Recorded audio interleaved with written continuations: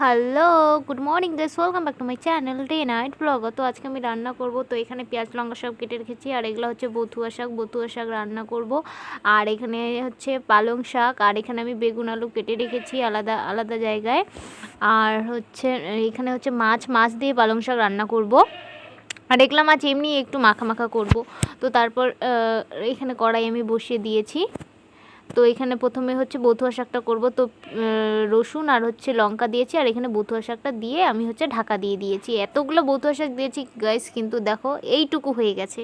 তো হয়ে গেছে আমার বথুয়া শাক। তো তারপর আমি রান্না করব হচ্ছে পালং শাকটা। তো এখানে পেঁয়াজ লঙ্কা রসুন সব দিয়ে এখানে হচ্ছে বেগুন আর হচ্ছে আলুগুলো প্রথমে ভেজে নেব। তো তারপর পালং শাক দিয়েও এখানে হচ্ছে অনেকটা জল বেরিয়েছে গাইস। তো হচ্ছে জলটা শুকিয়ে যাওয়ার পর তারপর হচ্ছে এটা ভালো করে একটু মশলা দিয়ে একটু ভালো করে হচ্ছে মাছ দিয়ে নিচ্ছি। তারপর এখানে মশলা দিয়ে ভালো করে কষিয়ে নেব।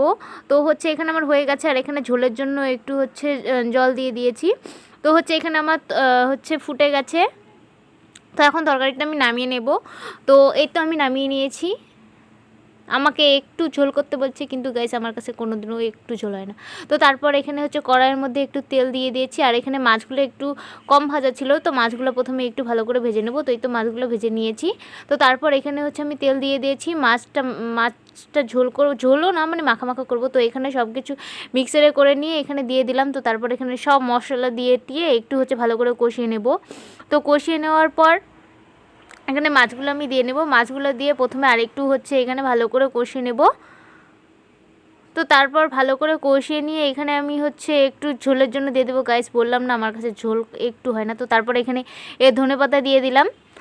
একটু ঝোল আমার কাছে হয় না, সবসময় বেশি ঝোলই হয়ে যায়। তো এই তো দেখো আমাকে একটু করতে বলছে, বাস আমি অনেকটা করে ফেলছি। তো গাইস এখন আমি খাবো। তো হচ্ছে এখানে আমি হচ্ছে সব কিছু নিয়ে নিয়েছি, লবণ বথুয়া শাক, তারপর হচ্ছে একটু পেঁয়াজ নিয়েছি, আর এখানে মাছ, আর হচ্ছে এখানে হচ্ছে পালং শাক। তো গাইস আজকে এই পর্যন্ত। ভালো লাগলো please like comment share and